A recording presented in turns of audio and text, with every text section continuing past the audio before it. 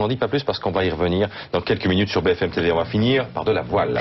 Oui, avec le trophée Rolex, le rendez-vous des plus beaux bateaux de tradition au monde. 300 voiliers admirés jusqu'à dimanche à Saint-Tropez. La plus grande attraction, ce sont les classiques de plus de 16 mètres. Merci beaucoup Carole, il est un peu plus de 6.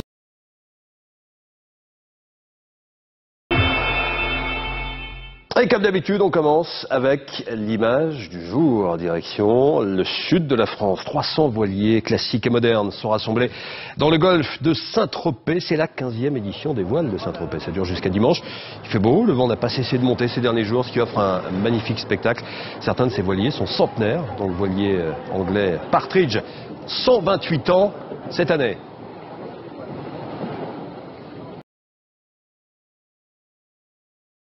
Dans les rallyes WRC. Et puis une dernière image de la voile pour terminer. Si vous êtes dans le Var, n'hésitez pas à faire un tour du côté de Saint-Tropez où, comme chaque année, les plus beaux voiliers sont réunis. Un mélange de voiliers anciens et de voiliers de tradition et de voiliers beaucoup plus modernes. Voilà un superbe spectacle sur l'eau. Ça dure jusqu'à dimanche. N'hésitez pas à faire un tour. Le vent et le soleil sont au rendez-vous. Oui, les voiliers sont beaux et le cadre est superbe. Merci Virginie. Merci Romain.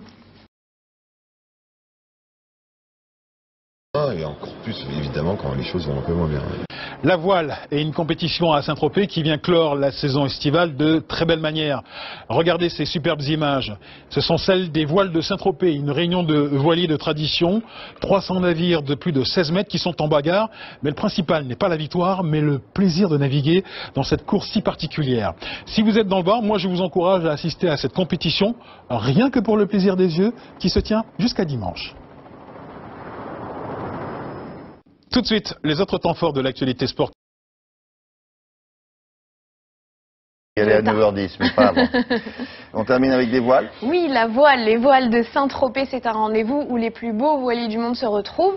C'est jusqu'au 6 octobre. Il y a plus de 300 voiliers classiques et modernes qui se sont rassemblés dans le golfe de Saint-Tropez sous le soleil et avec beaucoup de vent, William. Il y a eu des conditions un peu difficiles qui pourront peut-être perturber aujourd'hui les régates parce qu'on attend 80 km/h tout de même. Il y a des voiliers qui ont plus de 100 ans. Ils sont magnifiques, il y a des voiliers très modernes, ils font la course, tous les jours il y a des types de courses différentes. Voilà, rendez-vous jusqu'au 6 octobre à Saint-Tropez, j'espère pour eux sous le soleil, avec du vent en tout cas tant mieux. Grégoire Tournon vous racontera tout ça bientôt. Oui, non, demain matin même. Très bien, parfait. À peu près à la même heure. Demain matin, on fera le point sur cette dernière course de ces grands voiliers de la saison. Merci beaucoup Clémentine, à plus tard. Natacha Harry est là.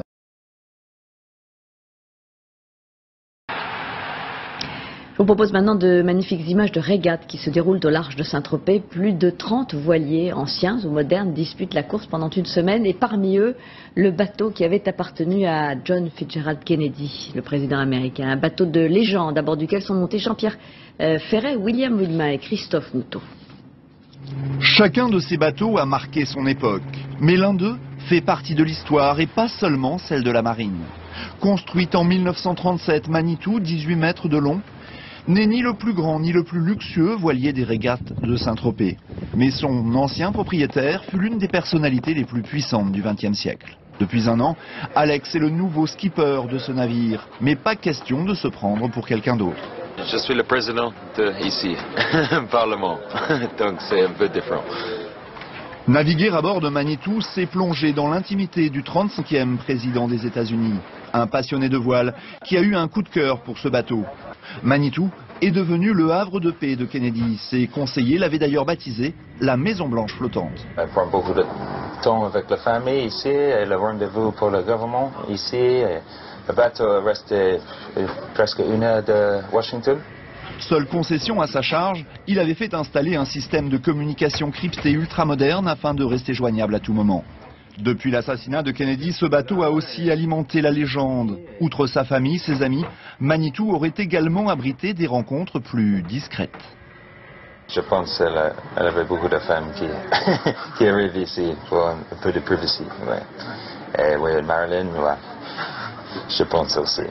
Et c'est, dit-on, pour Marilyn Monroe que Kennedy aurait fait aménager cette étonnante baignoire. Normal pour un bateau comme ça, mais ça c'est le bain. Après la mort de Kennedy, ce bateau est devenu navire-école de la marine américaine, avant d'être laissé à l'abandon. En 2011, un passionné de vieux gréement l'a restauré et a offert une seconde jeunesse à ce navire d'exception.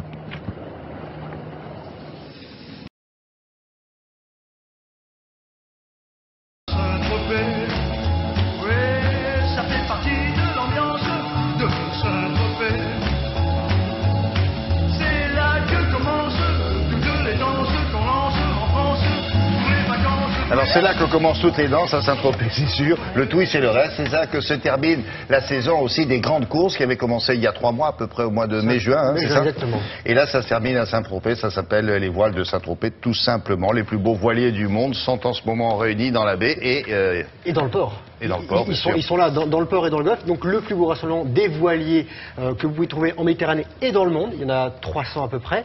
Alors vous avez des yachts classiques, c'est très élégant. Certains sont plus que centenaires. Vous avez des bateaux modernes. Alors ça, c'est le raffinement, le luxe. Mais aussi, ce sont des bateaux très performants. Et vous avez des bateaux ultra rapides, ce qu'on appelle des wallys. Ça, c'est des bateaux futuristes. C'est de la très haute technologie sur l'eau.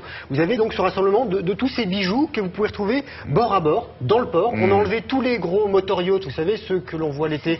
Oui, bon, allez-vous-en. Voilà, ils sont dehors. Vous avez ces bateaux. En fait, on les met où? Ils sont un peu plus dans le golfe. Voilà. Ah, ils sont dans le golfe quand même. Parce qu'ils restent tapis. Ils attendent ça et puis ils reviennent. En fait, ils y sont depuis une semaine, ces beaux bateaux. Ils y restent jusqu'à dimanche et après, les autres reviennent. Les autres prennent leur droit, oui. Ce qui est bien, c'est quand vous êtes à quai, vous pouvez déambuler donc sur le quai dans le port. Vous voyez ces bateaux, vous voyez les équipages manœuvrer lorsqu'ils partent le matin et lorsqu'ils rentrent le soir. Ce sont des balais magnifiques.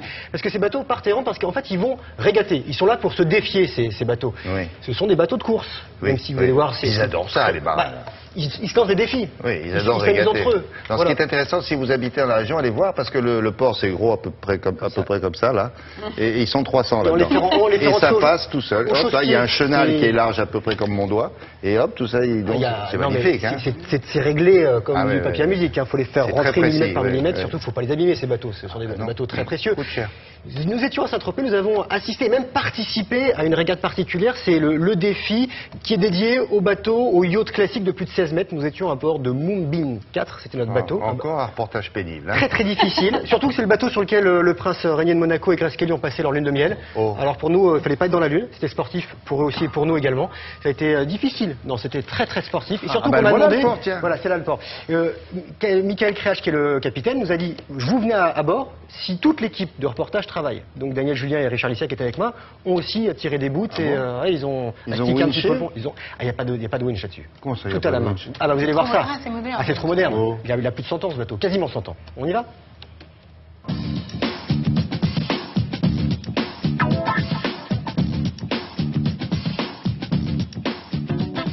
Les voiles de Saint-Tropez, c'est le plus beau rassemblement de voiliers de tradition et de voiliers modernes au monde. Et nous en sommes à la 15e édition. On a 320 bateaux, dont 115 voiliers de tradition. Et bien sûr, on peut les voir à la fois à quai et en mer, en régate. On retrouve à Saint-Tropez pratiquement 130 années d'architecture navale. Donc les bateaux, les derniers nés, les derniers cris des plus grands chantiers italiens, les plus futuristes, mais aussi la tradition, les voiliers qui naviguaient déjà il y a 100 ans et qui sont l'expression de ce qu'on appelle la belle plaisance, c'est-à-dire le yachting, c'est-à-dire l'art de bien vivre la mer avec de la vitesse, avec de la performance et de la qualité sur l'eau.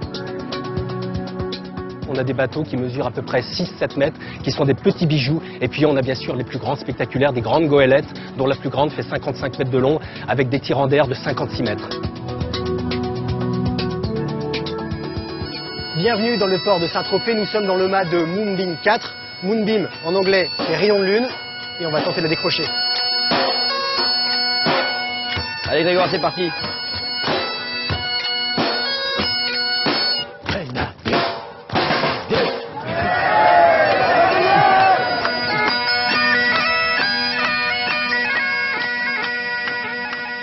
La cornemuse, c'est pour rendre hommage à l'architecte du bateau, il était écossais, et c'est aussi pour encourager les troupes. On va la gagner cette régate. Hop, hop, hop, hop, hop. Moonbeam 4 date de 1914, il est sorti de chantier en 1920. Il mesure 35 mètres de long, 35 mètres de mât, on a une baume qui fait donc 21 mètres. On a 600 mètres carrés de voile au près et plus de 1000 au portant. Tout se fait à la main. Il n'y a pas du tout d'assistance électrique. ce type de bateau, c'est un côtre aurique. Un côtre, c'est un bateau qui a un mât et qui a 3 voiles d'avant. Aurique, pourquoi? Parce qu'il a des voiles trapézoïdales.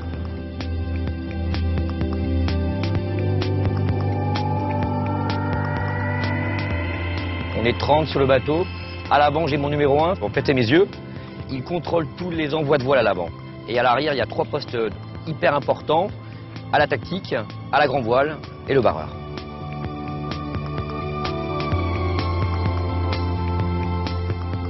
Il y a beaucoup de monde ici à Saint-Tropez. Hein. C'est la régate la plus stressante parce qu'on est quand même 300 bateaux sur l'eau. Voilà, donc il faut être vraiment très vigilant. Hein.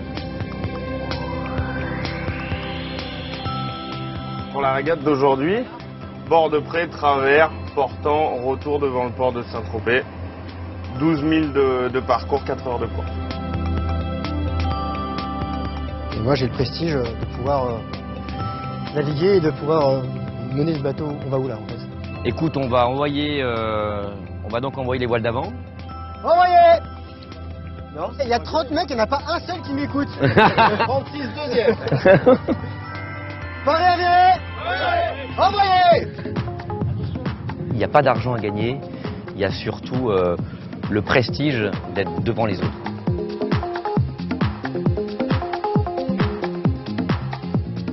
Je crois que ce bateau a plus qu'une âme, il a un cœur et le cœur il est là, c'est les 30 personnes en même temps.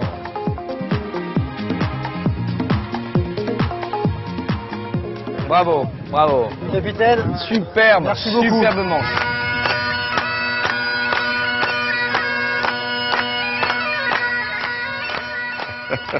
Et alors en fait, on les prend tous pour des Écossais quand on les voit arriver. Il y en a un qui est écossais, d'origine écossaise, mais non, c'est pour rendre hommage à William Fife, qui était l'architecte naval qui a construit ce bateau, un des plus grands. C'est les possibles. Et en plus, ces bateaux-là, ce qu'il faut savoir, c'est qu'ils se connaissent très bien, parce que c'est pas la première fois qu'ils régatent les uns contre les autres. Toute la saison, ils font ça toute la saison. Puis après, ils se déportent et ils s'en vont aux Antilles. Mais sur ce défi là des yachts de plus de 16 mètres, nous avons gagné la première manche grâce à Michael Créache et à tout l'équipage. Si, voilà. Quand même, pas mal. Et donc ce matin, l'ouverture du village des voiles à 9h et après tous les bateaux partent en mer vers 11h. Donc allez-y, allez voir, c'est un très beau spectacle, c'est jusqu'à demain. Et ils reviennent quoi, 16h30, 17h, quelque chose comme ça? Parfois un peu plus tôt, ça dépend du vent. Mais voilà, aux alentours de 15h, 17h, vous allez sur la jetée, vous allez voir, le spectacle est magnifique. La revue de presse maintenant de Frédéric.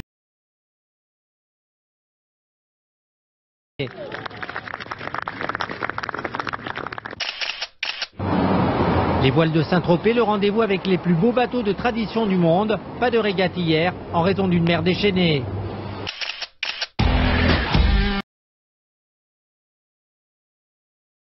Compris 2000 €.